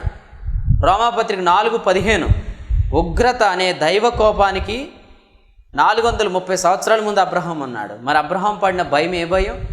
విశ్వాసములో కనిపించే భయం, దేవుని కృపలో ఉండే భయం. ఈ భయాన్ని దైవ భక్తి వల్ల కలిగే భయం అన్నాడు. ఈ భయాన్ని ఇంతకుముందు కూడా నేను చెప్పాను. Hebrew 4:1, Hebrew 4:11, Hebrew 12:15, Hebrew 2:1. ఈ భయం దేవుని విశ్రాంతిలో నుండి నేను తప్పిపోతానేమో, దైవ కృపలో నుండి నేను తప్పిపోతానేమో అనే భయమే తప్ప ఈ భయంలో పాపం చేసే అవకాశము, పాపం చేయడానికి లైసెన్సు అని చాలామంది వారికి తోచినట్లుగా వక్రీకరిస్తున్నారు. మీకు ఒక మాట చెప్తాను చూడండి. దండన శిక్షావిధి అనేది ధర్మశాస్త్రము, కృప శిక్షావిధి లేదనేది క్రొత్త నిబంధన. మీరు ఆలోచించేయండి, బైబిల్లో కృప పాపానికి బలమని ఉందా, ధర్మశాస్త్రం పాపానికి బలమని ఉందా? కృప పాపానికి బలమని ఉందా, ధర్మశాస్త్రం పాపానికి బలమని ఉందా? యోహాను 1:14, 1:18, 1:17 ఇందాక మనం చదివాం. Grace is nothing but truth. కృప అంటే సత్యం, సత్యం అంటే స్వాతంత్రం, యోహాను 8:32. కానీ ధర్మశాస్త్రం పాపానికి బలం. కొరింథీ మొదటి పత్రిక 15:56 ధర్మశాస్త్రం అంటే దేవుని ఉగ్రత, దేవుని శిక్ష, దండన, రోమపత్రిక 4:15. కాబట్టి దండనతో కూడిన భయం దైవిక భయం కాదు. కాబట్టి విశ్వాసి పాపం చేసిన వెంటనే నువ్వు పాతపిండి అయిపోయావు అంటే తప్ప వాడికి భయం కలగదు కదా బ్రదర్. నువ్వు మరలా పాపి అయిపోయావు అని చెప్తే తప్ప వాడు జాగ్రత్త పడ్డు కదా బ్రదర్.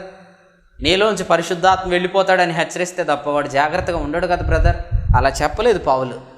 నమ్మకమైన పరిచారకుని పరిచర్య ఏంటంటే విశ్వాసి తన స్థితిని యేసుక్రీస్తు ద్వారా కలిగి ఉన్నాడు, యేసుక్రీస్తులో తన స్థితిని సదాకాలానికి కలిగి ఉన్నాడు. ఆదాము ద్వారా వచ్చిన స్థితే మనం చేసే మంచి క్రియల వల్ల మనం పోగొట్టుకున్నప్పుడు యేసుక్రీస్తు వల్ల కలిగిన స్థితి శాశ్వతమైంది. అది మనము పతనంలో లేకపోతే మనం బ్యాక్ స్లైడింగ్స్ వెనక్కి జారిపోతున్నప్పుడు, మనం తిరిగి తప్పు చేస్తున్నప్పుడు అది పోతుంది అనేది కాదు. మరి ఇలా నమ్మటం వల్ల మనకేం కలిగిద్ది? సరి అయిన నమ్మిక మనకు విడుదల కలిగిస్తుంది. ప్రభువుని ఏదో భయపెట్టి, ప్రభు ద్వారా ఏదో దండించి రిజల్ట్స్ మనం సాధించలేము. కేవలము ఉన్నట్లుగా సత్యం బోధించండి. సత్యములో వెంటనే రిజల్ట్ రాదు, క్రమక్రమంగా రిజల్ట్ వస్తుంది. ఇస్సాకు విశ్వాస సంబంధి, అబ్రహాము విశ్వాస సంబంధి, యాకోబు విశ్వాస సంబంధి, ఇశ్రాయేలీలు ధర్మశాస్త్ర సంబంధులుగా ఉన్నారు. విశ్వాస సంబంధులైన ఇస్సాకులో క్రమక్రమంగా అతడు అభివృద్ధి పొందటం ఆదికాండంలో 25వ అధ్యాయంలో మనం చూస్తున్నాం. This is called grace. ఇదే కృప. క్రొత్త నిబంధనలో రిజల్ట్స్ క్రమక్రమంగా మనకు వస్తాయి. లూకాసు సువార్త 18:1 ప్రభువు విసుకక నిత్యం ప్రార్థన చేయమని అందుకే చెప్పాడు. ఆ మాట నాకు గుర్తులేదు, ఒకసారి గుర్తు చేస్తాను. ఆదికాండం 26వ అధ్యాయం 13వ వచనంలో ఇస్సాకు క్రమక్రమంగా అభివృద్ధి పొందుతున్నాడు. కాబట్టి ఇదిగో మీరు కృపావాక్యం చెప్తున్నారు, కృపావాక్యం వింటున్నవాడు ఇదిగో పాపం చేస్తున్నాడు అంటే ఈ లోకంలో పాపం చేసే వాళ్ళందరూ కృపావాక్యం విని తప్పు చేస్తున్నారనా? కాదు ప్రియులారు, వినండి. ఒక వ్యక్తి కృపను వినియోగించుకోవటం ద్వారా తప్పు చేయడు, అంతేగాని కృపావాక్యాన్ని తెలుసుకున్నంత మాత్రం చేత తప్పు చేయడని నేను చెప్పట్లేదు. అలాగే సత్యాన్ని బోధించి ఎవరు చెప్పట్లేదు. ఎందుకంటే ఇప్పుడు వస్తున్న ఆరోపణ కాదు. ఈ ఆరోపణ పౌలు ప్రకటించినప్పుడే వచ్చింది. ఏమని వచ్చింది చూడండి. రోమీలకు రాసిన పత్రిక 3వ అధ్యాయం 8వ వచనం. మేలు కలుగుటకు కీడు చేయుదమని మేము చెప్పుచున్నామని కొందరు మమ్మను దూషించి చెప్తున్నారు. వాస్తవికమైన దూషణ. ఇప్పుడు మతోన్మాదులు దూషిస్తున్నారు చూడండి. కొంతమంది గొర్రెలు అంటున్నారు, ఇంకొంతమంది ఇంకా చాలా మాటలు అంటున్నారులేండి. వాళ్ళు వాస్తవంగా మనల్ని దూషిస్తున్నట్లు కాదు. ఎందుకంటే ద్వితీయోపదేశకాండం 23:5 ప్రకారం వాళ్ళు అనేవన్నీ మనకు ఆశీర్వాదాలు అయిపోతాయి. కానీ వాస్తవికమైన దూషణ ఏంటంటే నమ్మకమైన పరిచర్యను దూషించటం. తిమోతి 1:6 కూడా చెప్పాడు, దేవుని యొక్క వాక్యాన్ని దూషించుట, బోధను దూషించుట. ఏంటి బోధ? పౌలు మేలు కలగాలంటే కీడు చెయ్యండి అని చెప్తున్నాడని వక్రీకరించేశారు. ఈరోజు కూడా ఎలా వక్రీకరించారు? ఆయన దండించడు, ఆయన శిక్షించడు, పాపం చేసిన వాడిని పులిపిండి లేనివాడు, నీతిమంతుడు, పరిశుద్ధాత్మను కలిగిన వాడని చెప్పమంటున్నారు. ఇలా చెప్తే ఇంకా పాపం ఎక్కువ చేస్తారు. కాబట్టి మేలు కావాలంటే తప్పు చేసేయచ్చు అని వాళ్ళు మాట్లాడటమే దూషించడం అని ప్రభు రాయించాడు. కాబట్టి వినండి, ఇటువంటి విధంగా ఎవరైతే నేటి ఈ సత్యాన్ని వక్రీకరిస్తున్నారో మీరందరూ జాగ్రత్త పడాలి. ఎందుకంటే మీరు పరిశుద్ధాత్మకు విరోధంగా మాట్లాడుతున్నారు. మేలు కలుగుటకు కీడు చేయమని చెప్పలేదు. కీడు ఉన్న చోట మేలును దేవుడు విస్తరింపు చేయగలడని చెప్తున్నాడు. రోమాపత్రిక 5:21 పాపం ఎక్కడ విస్తరించనో అక్కడ కృప అపరిమితముగా విస్తరించను. నేను ఇలా చెప్తాను చూడండి. కృప ఎక్కడ విస్తరించనో అక్కడ పాపం విస్తరించిద్దాని ఉందా? దయచేసి తెలుగు బైబిలే నేను చెప్తున్నాను. వేర్ సిన్ అబౌండ్స్ గ్రేస్ సూపర్ అబౌండ్స్ అని ఉందా? వేర్ గ్రేస్ సూపర్ అబౌండ్స్ సిన్ అబౌండ్స్ అని ఉందా? కృప విస్తరించే చోట పాపం విస్తరిస్తుందని మీ బైబిల్లో ఉందా? పాపం విస్తరించే చోట కృప విస్తరిస్తుందని ఉందా? మీరు అర్థం చేసుకోండి. అంటే దీని అర్థం ఏంటంటే మనము పాపములో నుండి విమోచించబడిన తర్వాత, పాప విముక్తులైన తర్వాత విశ్వాసి పాపం చేస్తున్నప్పుడు, విశ్వాసి పాపం చేసినప్పుడు ఒకవేళ అతడు కృపాసహితమైన బోధన అనుసరిస్తే, దేవునితో అతనుకున్న కృపాబోధాన్ని ఎలా చెప్తున్నాను, దేవునితో అతనుకున్న సంబంధాన్ని ఉన్నట్లుగా అతను నమ్మగలిగితే అక్కడ కృప అపరిమితంగా విస్తరించి ఆ పాపము నుండి అతన్ని రక్షిస్తుంది. ఎందుకంటే కృపకు నిర్వచనం మీరే చూడండి. గలతీ 1:6 సువార్తకు నిర్వచనం రోమా 1:16 రక్షించుటకు దేవుని శక్తి. This is the power of God to save. ధర్మశాస్త్రం పాపానికి బలం, కృప రక్షించడానికి శక్తి కలిగింది. పాపం విస్తరించే చోట కృప అవసరత ఉంది. కృప విస్తరించే చోట పాపానికి అడ్రస్సే లేదు. లేదు కృప విస్తరించిన పాపం ఉంటుంది అంటే పాపము క్రమక్రమంగా అది పతనమవుతూ ఉంటుంది. ఎందుకంటే దేవుని కార్యాలు, ఆత్మ సంబంధమైన కార్యాలు, అవి విత్తనము విత్తబడి అది మొలకొచ్చి దాని వెన్నుముదిరి అది మొక్కై ఆ తర్వాత మ్రానై అది ఫలించే అనుభవాన్ని చెప్తుంది. అంటే క్రమక్రమంగా మన అభివృద్ధి పొందుతాం. కాబట్టి స్పాంటేనియస్ రిజల్ట్స్ మనం ఎక్స్పెక్ట్ చేయవచ్చు, తప్పులేదు. కానీ సస్టైనబుల్ రిజల్ట్స్ ప్రభు ఇస్తాడు. స్థిరమైన కార్యాలు ప్రభు చేస్తాడు. కాబట్టి నమ్మకమైన పరిచర్య ఏంటంటే విశ్వాసి ఎవరు ఉన్నట్టు చెప్పండి. నెహెమ్యా పాపములను ఒప్పుకున్నాడు, దానియేలు పాపములను ఒప్పుకున్నాడు. కాబట్టి ఇప్పుడు విశ్వాసి కూడా తాను చేస్తున్న పాపములను ఒప్పుకోవచ్చు. పాపములను ఒప్పుకోకూడదని నేను చెప్పట్లే, కానీ నేను పాపిని అని విశ్వాసం ఒప్పుకోవటంలో అర్థం లేదు అంతే. వాస్తవంగా విశ్వాసి ఎప్పటికీ పాపి కాలేడు. ఎందుకంటే విశ్వాసిని నీతిమంతునిగా తీర్చింది దేవుడే. ఎందుకంటే అతడు మంచి క్రియలు చేశాడు కాదు. రోమా 5:9 యేసుక్రీస్తు రక్తము వలన.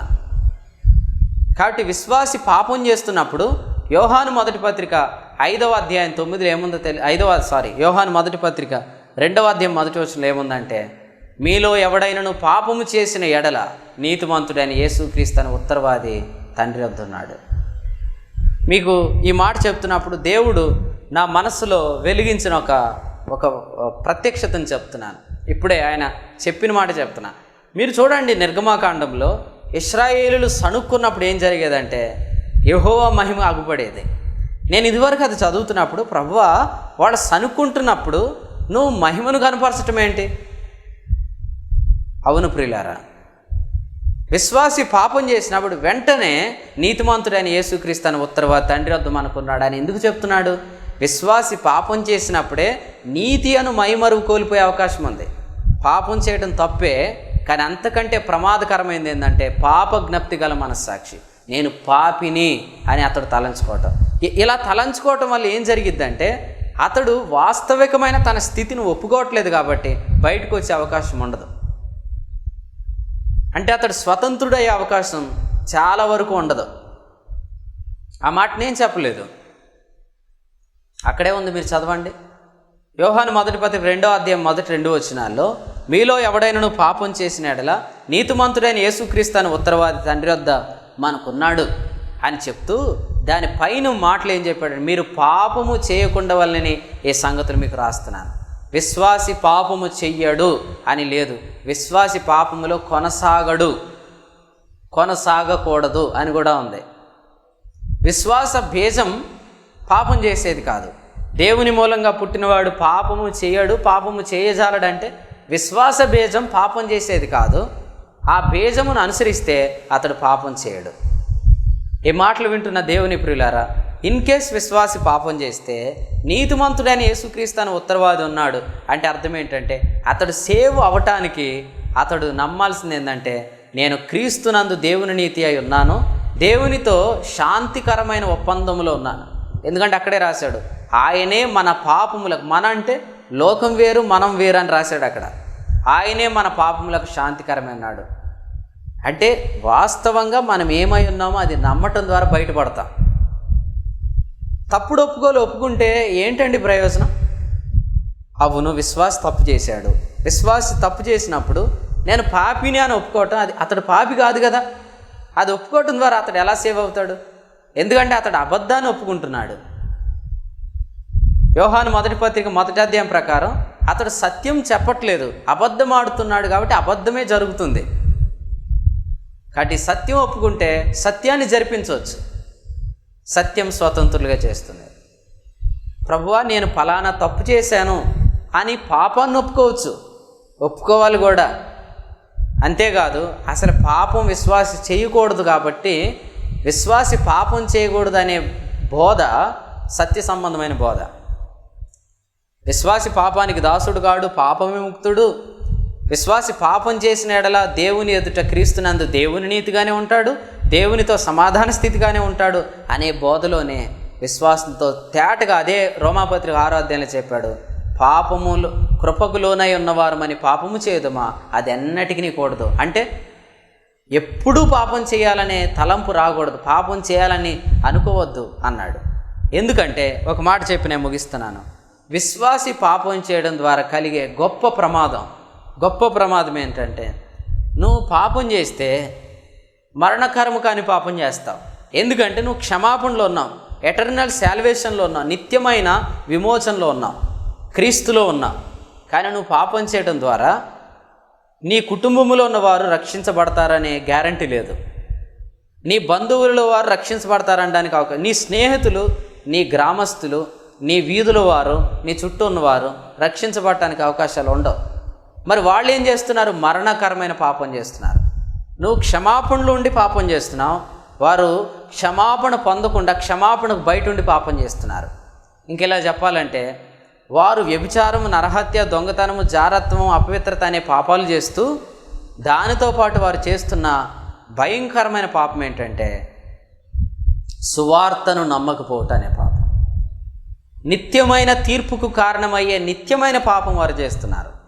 కాబట్టి విశ్వాసి కొరింథీ 1 పత్రిక 9:16 ప్రకారం సువార్తను ప్రకటింపవలసిన భారం నీ మీద మోపబడి ఉన్నది. విలాపవాక్యాల గ్రంథంలో చెప్తున్నాడు, యవన కాలం నా కాడి మోయట నరునికి మేలు. కాబట్టి ఒక బాధ్యత కలిగిన వాడుగా మనం ఉంటే, సువార్త భారం కలిగిన వారుగా మనం ఉంటే పాపం చేయటానికి మనము భయపడతాం, పాపం చేయకూడదు అని మనం జీవిస్తాం. అందుకు సోర్స్గా దేవుని కృపను వింటాం. దేవుని కృపను సోర్స్గా చేసుకునేవాడు పాపం చేయడు, దేవుని కృపను గ్రాంటెడ్గా తీసుకున్నవాడు పాపం చేస్తాడు. ఈరోజు నేను చెప్తున్న సందేశం చాలామందికి తెలుసు, కానీ చాలామంది ఎక్కువగా పాపం చేసేదానికి కూడా అవకాశం ఉంటుంది. ఎందుకంటే they take the grace as granted. వారు కృపను గ్రాంటెడ్గా తీసుకున్నారు. కృపను గ్రాంటెడ్గా తీసుకున్నవాడు తరచుగా వాక్యం వినడు. అతని సిమ్టమ్ ఇదే. కృపను సోర్స్గా తీసుకున్నవాడు వాక్యం తరచుగా వింటాడు. ఎందుకంటే కృప సోర్స్ అంటే అర్థం ఏంటంటే grace in place of grace. కృప వెంబడి కృప వస్తూనే ఉండాలి. ఆ కృప ద్వారా మనము లోకమందున్న భ్రష్టత్వాన్ని తప్పించుకోవాలి. రాసుకోండి ఎవరైనా, గ్రేస్ యాజ్ గ్రాంటెడ్. కృపను నాకు తెలుసు అన్నట్లుగా తీసుకున్నవాడు తరచుగా వాక్యాన్ని క్రమంగా శ్రద్ధగా వినడు. అక్కడ రాసుకోండి. తర్వాత కృపను సోర్స్గా తీసుకున్నవాడు అతడు తరచుగా కృప వెంబడి కృప కొరకు వాక్యం వింటాడు. కాబట్టి వాక్యాన్ని దూషించడానికి ఎవరూ సరిపోరు, లేఖనాలను ఎదిరించడానికి ఎవరు సరిపోరు. ఎందుకంటే ఆత్మ సంబంధమైన పరిచర్యలోనే విడుదల కలుగుతుంది. దానికి ప్రత్యక్ష సాక్షులు ఈ వాక్యం వింటున్న వారిలో ఉన్నారు. నేను ప్రత్యక్షమైన సాక్షిని. పరిపూర్ణమైన సంతోషం కలుగుతుంది, పరిపూర్ణమైన విడుదల కలుగుతుంది, ఆయనకు వచ్చిన ప్రత్యక్షతలు దొరుకుతూ ఉంటాయి. కాబట్టి ప్రియులారా, ఇప్పటికైనా మనం ఏ పరిచర్య చేస్తున్నామో జాగ్రత్త పడండి. ఎందుకంటే మిమ్మును కలవరపరచువాడు వారికి శ్రమ. ఈ మధ్యకాలంలో నేను కొందరిని అబ్జర్వ్ చేస్తున్నప్పుడు వారు సత్యం గ్రహించారు కానీ కొందరిని కన్ఫ్యూజ్ చేయడానికి ప్రయత్నం చేస్తున్నారు. ఇక్కడ మీరు తెలివి గలవారని ప్రదర్శించవద్దండి. తేటగా బోధించడానికి ప్రయత్నం చేయండి, కానీ కన్ఫ్యూజ్ చేసేయాలా, నేను జ్ఞానవంతుడిని అనుకోవాలని మీరు ప్రయత్నం చేయొద్దు దయచేసి. ఎందుకంటే కలవరపరచడం కూడా అబద్ధ బోధల్లో ఒక లక్షణం. మీకు సత్యం తెలిస్తే దాన్ని ఇంకా తేటగా చెప్తున్న వారిని అప్రిషియేట్ చేయండి, మీరు కూడా సహకరించండి. ఒక రెఫరెన్స్ పెట్టండి, ఆ రెఫరెన్స్ ద్వారా మరికొంత వివరణ దయచేయండి. అపోస్తలుల 14:1 ప్రకారం పౌలు ఎలాగ వాక్యం చెప్పాడంటే, విశ్వసించులాగున. విశ్వాసం అనేది తేటైన బోధ. ఎంత తేటగా ఉందంటే హెబ్రీ పత్రిక 2:4 విశ్వాస సంబంధమైన బోధ పరిగెత్తువాడు చదువ వీలగునట్లు అన్నాడు. అంటే పరిగెత్తేవాడు కూడా, అంటే ఈ లోకంలో అన్న నాకు చాలా బిజీగా ఉందన్న, సో ఎవరికి వాళ్ళు బిజీగా వెళ్ళిపోతున్నారు, వారు కూడా గ్రహించగలిగిన బోధ విశ్వాసం. కాబట్టి కన్ఫ్యూజ్ చేయదు. కన్ఫ్యూజ్ అంటే బాబేలు, కన్ఫ్యూజ్ అంటే తారుమారు, కలవరం, బాబేలు అనుభవం. అది నరుడు అతిశయించడానికి కారణం, కానీ అతిశయపడాల్సింది మనం కాదు. మనకి ఈ సంగతులు తెలియటానికి గల కారణం ఆ ప్రభువే. కాబట్టి ఇంకా మనం తెలుసుకోవాల్సింది చాలా ఉంది. కాబట్టి తెలిసిన వాటిని బట్టి అతిశయించవద్దు. అతిశయించి కొందరిని ఏదో లాజికల్గా ఇబ్బంది పెట్టడానికి ప్రయత్నం చేయదు. తేటగా చెప్పండి, ప్రభు అనేకులకు విడుదల మన ద్వారా కలిగించునుగాక. ఈ నమ్మకమైన పరిచారకులకు, ఆ పరిచర్యకు ఎవరైతే పిలువబడ్డారో మీరందరూ ధన్యులు, మీరు కరుణించబడ్డారు, మీరు ధైర్యంగా ఉండండి. ప్రభు మిమ్మల్ని వాడుకుంటాడు. ప్రభు తలంపులు మన కొరకై దీవించునుగాక. ఆమేన్. ప్రార్థన. పరిశుద్ధమైన తండ్రి, మీ స్తోత్రం చెల్లిస్తున్నాను. ఈ మాటలు ఎంతమంది చెవిన పడ్డాయో వారి చెవులకు మీరు ఇచ్చిన స్వస్థతను బట్టి వందనాలు. ఈ మాటలు ఎంతమంది హృదయాల్లో పడ్డాయో వారి హృదయాన్ని మీరు బాగు చేసినందుకు వందనాలు. ఈ మాటలు ఎంతమంది జీవితంలో ఎప్పటికే పడ్డాయో వారిని మీరు ధన్యులుగా చేసినందుకు స్తోత్రం చెల్లిస్తాం. ఈ పరిచర్యలో సహకరించిన వారు ప్రతి ఒక్కరిని కూడా ఈ పరిచర్య యొక్క ఫలంలో పాలివారిగా చేశారు, మీకు స్తోత్రం చెల్లిస్తాం. ఆపదలో ఉన్న వారిని ప్రభువైన యేసుక్రీస్తు నామంలో కనికరించి వారిని స్వస్థపరిచి వారిని బాగు చేసి ఆదరణ దయచేయమని మా రక్షకుడైన యేసుక్రీస్తు ప్రభు నామమున స్తోత్రించి ప్రార్థించి వేడుకున్నాం మా పరమ తండ్రి. ఆమేన్.